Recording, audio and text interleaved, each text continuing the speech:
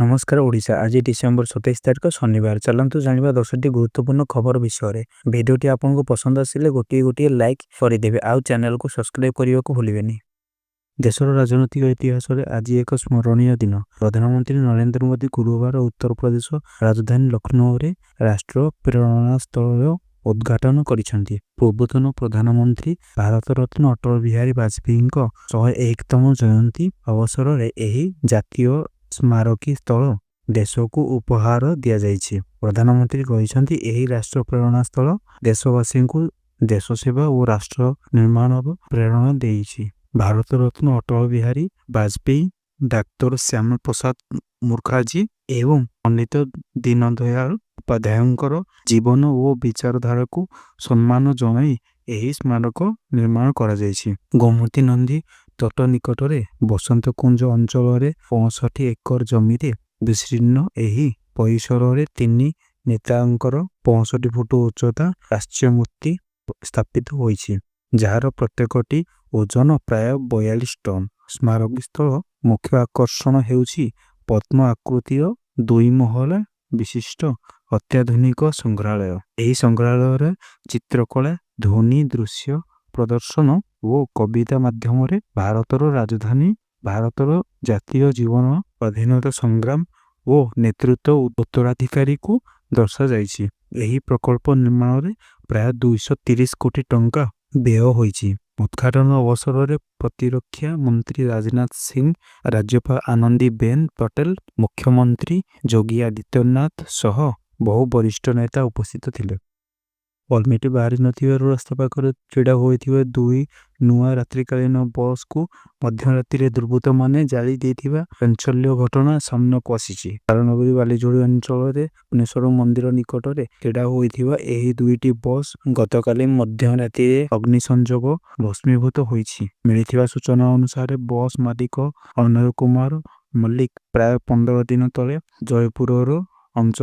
जयपुर अंजलि नामक 2टी नुआ रात्रिकालीन बस किणी आनिथिले। ओडी 14 AL 6055 एवं ओडी 14 AL 6155 नंबर थिबा एही बस 2टी परमिट न मिलिथिबारु स्वप्नेश्वर मंदिर निकट में छेड़ा कराइथिला। शुक्रवार मध्यरात्रि समय दुर्बृत्त माने बस भांगी भेतर थिबा परदारे निया लगाई देथिले। एथिरे गोटे बस संपूर्ण जली जाइथिबा बेले अन्यटीर आग अंशरे असिक अग्नि संयोग होइछि। घटना को नहीं अंचल में भय और उत्तेजना सृष्टि होइथिबा बेले पुलिस घटनास्थल में पहुंची तदंत आरंभ करिछि।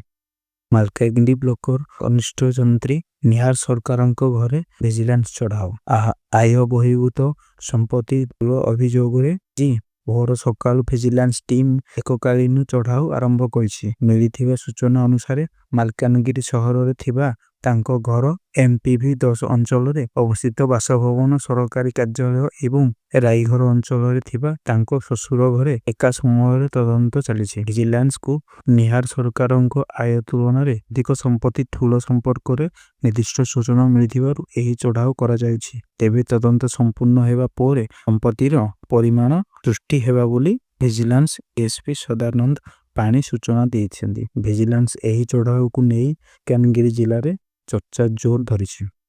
बांग्लादेश में पुणी जने हिंदू को हत्या घटना हेले एही हत्या को सांप्रदायिक हिंसा बोली मने करू नांती न्यूज सरकार। दीपुचंद्र दास को हत्या घटना पर वर्तमान 29 वर्षीय हिंदू युवक अमृत मंडल और सम्राटों मृत्यु घटी।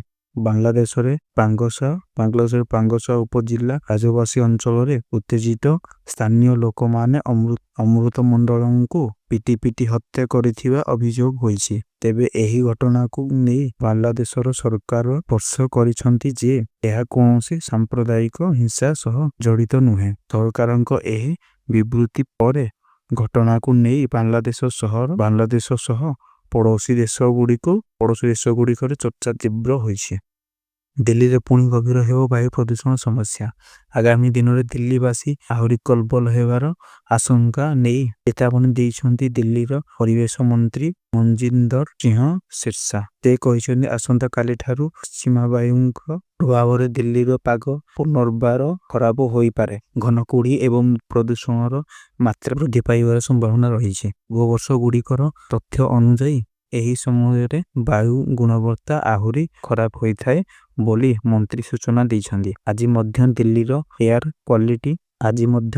ଏୟାର କ୍ୱାଲିଟି ଇଣ୍ଡେକ୍ସ ଅତ୍ୟନ୍ତ ଖରାପ ସ୍ତରରେ ରହିଛି। ସ୍ୱାସ୍ଥ୍ୟ ସମ୍ପର୍କିତ ସତର୍କତା ଅବଲମ୍ବନ କରିବାକୁ ନାଗରିକଙ୍କୁ ନିବେଦନ କରିଛନ୍ତି ପରିବେଶ ମନ୍ତ୍ରୀ। ଜାତୀୟ ସୁରକ୍ଷାକୁ ଆହୁରି ମଜବୁତ କରିବା ଲକ୍ଷ୍ୟରେ ଆରମ୍ଭ ହୋଇଛି ଜାତୀୟ ତଦନ୍ତ ଏଜେନ୍ସି NIAର 2 ଦିନିଆ ଆତଙ୍କବାଦ ବିରୋଧୀ ସମ୍ମିଳନୀ। ଏହି ସମ୍ମିଳନୀର ଉଦ୍ଘାଟନ କରିଛନ୍ତି କେନ୍ଦ୍ର ଗୃହମନ୍ତ୍ରୀ ଅମିତ ଶାହା। ସମ୍ମିଳନୀରେ ଆତଙ୍କବାଦ, ଚରମପନ୍ଥା ଏବଂ ସଂଗଠିତ ଅପରାଧ ବିରୋଧରେ ଲଢ଼ାଇବାକୁ ଆହୁରି ଶକ୍ତିଶାଳୀ କରିବା ଉପରେ ଗୁରୁତ୍ୱ ଦିଆଯାଇଛି। ଦେଶର ବିଭିନ୍ନ ରାଜ୍ୟର ସୁରକ୍ଷା ଏଜେନ୍ସି, ଗୋଇନ୍ଦା ବିଭାଗ ଏବଂ ତଦନ୍ତ ସଂସ୍ଥାର ବରିଷ୍ଠ ଅଧିକାରୀମାନେ ଏହି ସମ୍ମିଳନୀରେ ଅଂଶଗ୍ରହଣ କରିଛନ୍ତି। ସମ୍ମିଳନୀ ମାଧ୍ୟମରେ ରାଷ୍ଟ୍ରବିରୋଧୀ ଷଡ଼ଯନ୍ତ୍ରକୁ ମୂଳରୁ ନଷ୍ଟ କରିବା ପାଇଁ ସମନ୍ୱିତ ରଣନୀତି ପ୍ରସ୍ତୁତ କରାଯିବ ବୋଲି ସୂଚନା ମିଳିଛି। ପ୍ରତି ଜିଲ୍ଲା ସରକାର ଡାକ୍ତରଙ୍କ କଳି ରାଜ୍ୟବ୍ୟାପୀ ଦିନ 10ଟାରୁ 11ଟା ଯାଏଁ OPD ସେବା ବନ୍ଦ। ଗୋଟିଏ ପଟେ ଆନ୍ଦୋଳନ ଚଳାଇଥିଲେ ଡାକ୍ତର, ଅନ୍ୟପଟେ ଚିକିତ୍ସା ପାଇଁ ଧାଡ଼ିରେ ଛିଡ଼ା ହୋଇଥିଲେ ରୋଗୀ। ଆଜି ଦିନ 10ଟା ବେଳକୁ ରାଜ୍ୟର ପ୍ରାୟ ସବୁ ହସ୍ପିଟାଲରେ ଦେଖିବାକୁ ମିଳିଥିଲା ଏମିତି ଦୃଶ୍ୟ। ଠପ୍ ହୋଇଯାଇଥିଲା OPD ସେବା। ସରକାର ଓ ଡାକ୍ତରଙ୍କ କଳି ଯୋଗୁଁ ହତଶତ ହୋଇଥିଲେ ରୋଗୀ ଓ ରୋଗୀଙ୍କ ସମ୍ପର୍କୀୟ। ଡାକ୍ତର ଟିକେ ଦେଖିଥିଲେ ଯନ୍ତ୍ରଣାରୁ ଉପଶମ ମିଳିବ ବୋଲି ଆଶା ନେଇ ଆସିଥିବା ରୋଗୀଙ୍କୁ ଅପେକ୍ଷା କରିବାକୁ ପଡ଼ିଥିଲା। ଆସୁଛି ନୂଆବର୍ଷ, ସଜେଇ ହେଲାଣି ନୀଳାଚଳ ଧାମ। ଶ୍ରୀମନ୍ଦିରରେ ଶୃଙ୍ଖଳିତ ଦର୍ଶନ ପାଇଁ ବ୍ୟାପକ ବ୍ୟବସ୍ଥା। ପାଖେଇ ଆସୁଛି ଇଂରେଜୀ ନୂଆବର୍ଷ। 2025କୁ ବିଦାୟ ଦେଇ 2026କୁ ସ୍ୱାଗତ କରିବାକୁ ଚାରିଆଡ଼େ ଉତ୍ସବ। ବିଶେଷ କରି ପୁରୀରେ ଜିରୋ ନାଇଟ୍ ଓ ନ୍ୟୁ ଇୟର ସେଲିବ୍ରେସନ ପାଇଁ ଆରମ୍ଭ ହୋଇଗଲାଣି ଜୋରଦାର ପ୍ରସ୍ତୁତି। ପର୍ଯ୍ୟଟକଙ୍କ ସ୍ୱାଗତ ପାଇଁ ସଜେଇ ହେଲାଣି ନୀଳାଚଳ ଧାମ। ରଙ୍ଗୀନ ଆଲୋକରେ ସଜେଇ ହେଲାଣି ହୋଟେଲ। ଲାଗିଲାଣି ପର୍ଯ୍ୟଟକଙ୍କ ଗହଳି। ଅଧିକାଂଶ ବୁକିଂ ରାଜ୍ୟ ବାହାରୁ ହୋଇଥିବା ବେଳେ ଅନଲାଇନ ବୁକିଂ ମଧ୍ୟ ଅଧିକ।